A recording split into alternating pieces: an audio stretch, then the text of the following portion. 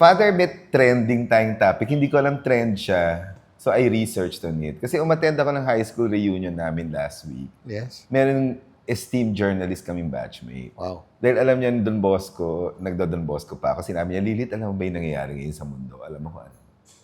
There's a resurgence of Catholicism Oh. in Europe and the US, led by young people. Wow.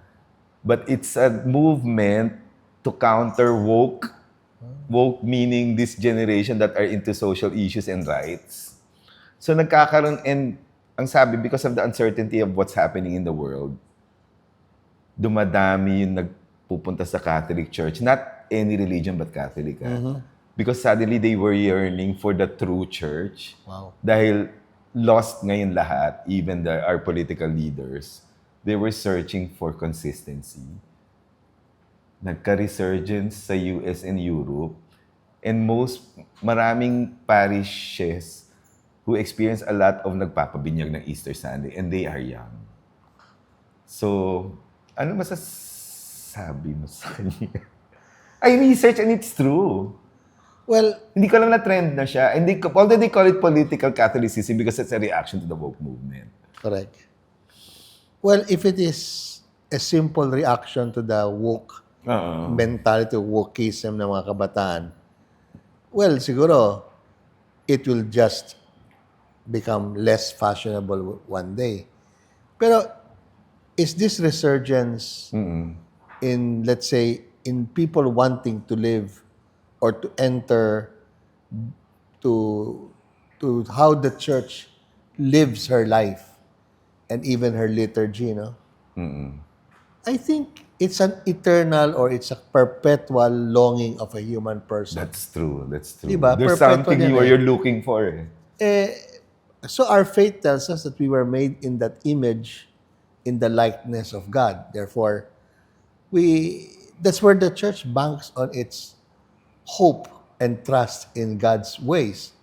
Kasi deep within sa bawat isa po sa atin, in our deepest of depths, andun siya.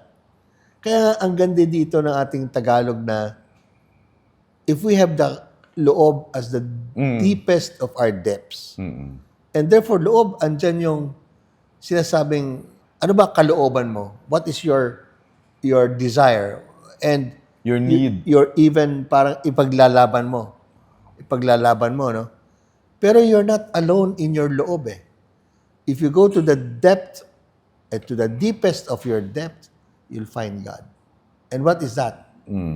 Ikaw ay kaloob.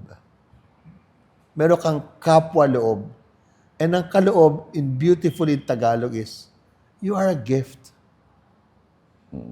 So when you're looking for meaning, for purpose, I think deep within each one of us is, para saan ba ako? Para kanino ba ang buhay ko? Ba't ako binuhay? At ba't ako dumadaan sa ganito? Oo. Pero, pwede bang wala din ako dito? Oo, Why true. am I here? Why am I here? So, the existential question na nilagay na ng Vatican II, what is man? Where am I going? How come I am like this? Di ba? That despite all the joys and the sorrows, all the developments of the world, how come there is something parang, Lacking. ang tawag niya doon, insatiable. Galing ng English. Yung ano? hindi ka makontento. Man is insatiable by nature. Yeah. Kasi nga, year 400. Di ba? We are restless until we rest in Na ang Thee. ganda kasi, the things they were relying on are also messed up. And they just discover it by themselves. Looking for something to go to. And nakita nila, ever since time, ang hindi nagbabago ang Catholic Church. They were looking for consistency that never changed. Galing yan. Kasi, Ang ganda. Oo. I think what happened to Scott Hahn from Protestantism is not about the Bible eh. Okay. It's about the history of the church eh. Di ba? Di ba? Yun na kanyang na-realize na, wow, meron palang long-standing And it's history. stood the test of time in all this world crisis and gulo. And the church herself had very bad leaders. Oo, Kasi oo, naging oo. Oo nga, naging oo nga. family. Oo. Yung sinasabi yung Borgia. Borgia. Oh, Borja yun eh. Sa taga-Espanyol. Ano Borja. meaning? B-O-R-J-A Ano yun eh. meaning? It was a family that owned the papacy. That time. Yeah, and they put a 17-year-old man. Eh, nakakatuwa dito sa 17-year-old Pope na to. Oo.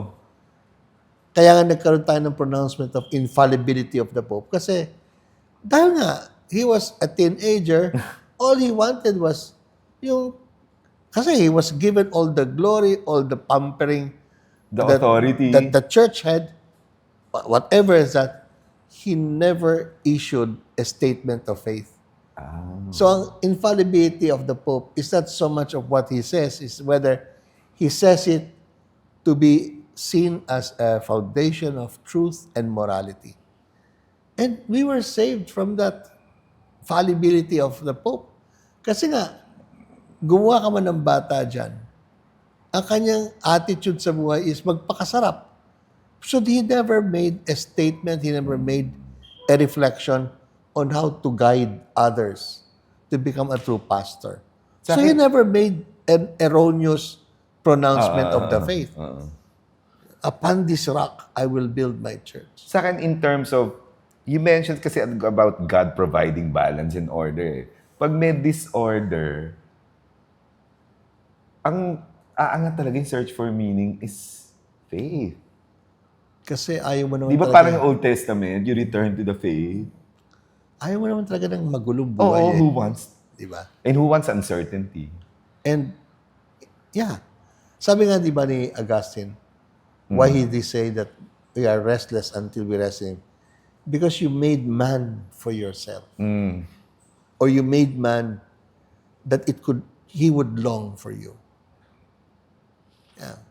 And ako, I can testify that if you're not yet reunited with God, yung dinadaanan mo, compared to reunited ka, hindi mawawala yung problema, but there's this unexplainable joy and tranquility Within. amidst chaos that I never had before, I have to say.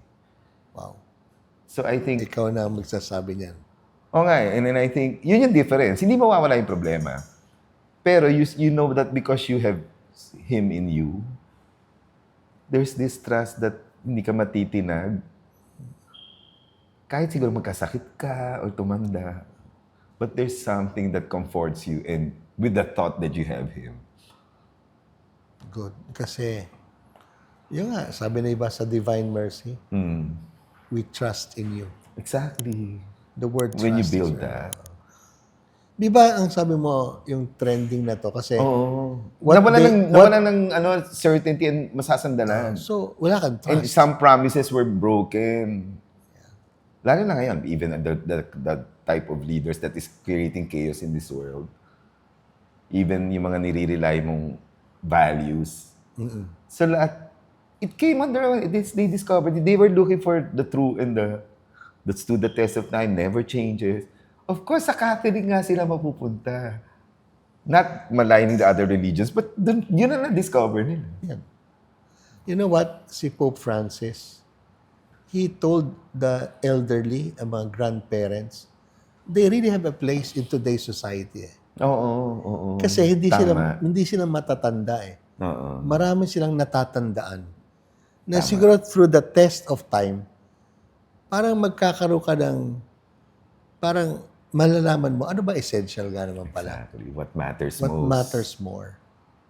And therefore, you hold on to. Kasi, I think, even mga artista, di ba? They are now mouthing that eh. Even Steve Jobs, who died quite young, di ba? That's true. He had practically everything and then he said, this is my regret. Sana hindi mangyari sa inyo. Oo. So, when you look at that, essential. Ano bang essential talaga sa buhay natin? We are a gift. God made you without you deserving it. And probably that's, when you talk about rights, it's because you deserve it. Karapatan ko to. Paglalaban ko to.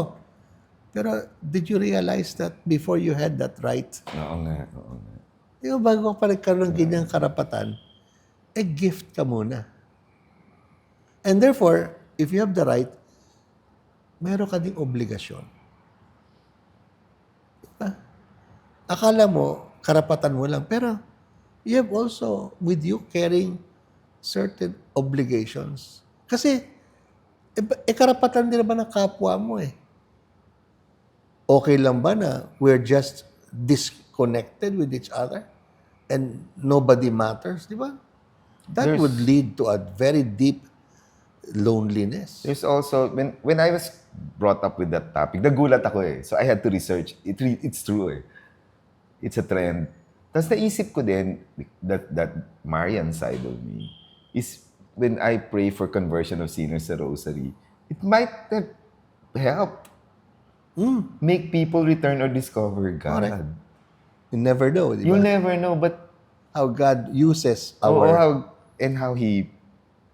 Kasi kahit sa Old Testament, pag nawawala rin sila, there's a wait for them bumalik eh. Oo. Meron kasing anchor na eh. Oo, may anchor na eh. Tapos na-fulfill pa ng New Testament. It's wonderful actually for me. So, think about it na, sabi ko nga, if sa kaloob-looban, the deepest of the depths of humanity Oo. is the fact that there is God in the depths as a gift. Mm-mm. So, why did God become man? Oo nga. If not to recognize the value of each human person. How valued we are. Yeah. And He really died for us. Imagine, sabi nga nila eh, if God saved Isaac from death, Oo. but not his son. Oo. Di ba? Oo nga. Tinest lang si Isaac eh, di ba? Ito talagang But, inayaan niya mamatay. Oo. For us. Because there is even a greater truth than being saved from death. Oo. There's a greater truth that there is life after death. Which is the promise and the good news. Yes, that's the good news. And, Hindi mo mahawakan yung lilit. ang Unless, hirap. Oo, tama. as you said, it is an experience of peace and trust. Because you trusted and submitted to it. Yes. Submission. Uh, Sa yung palad di ba ko, parang sabi pa, inihahabilin. di ba yung last week's gospel as of our taping, na mapalad nga kayo, hindi nyo ako nakita eh. Naniniwala kayo. Yes. Which is what we are. Yeah, correct. Kasi nga, ano bang sinasabing kapalaran? Ang ganda, no? Palad ka pala. Palad eh. Palad.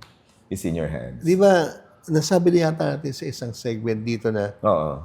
ang bata makakatulog lang pag alam niya na yung Nanay. humahawak sa kanya, hindi siya ibabagsak. Oo.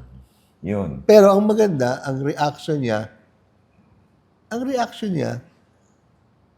he fell or she fell asleep. Di ba the word itself eh? Since you know that these arms will not allow you to fall, The comfort of certainty. isa sabi mo, and therefore peace. And there's more peace. Why is sleep a peaceful thing? Di ba?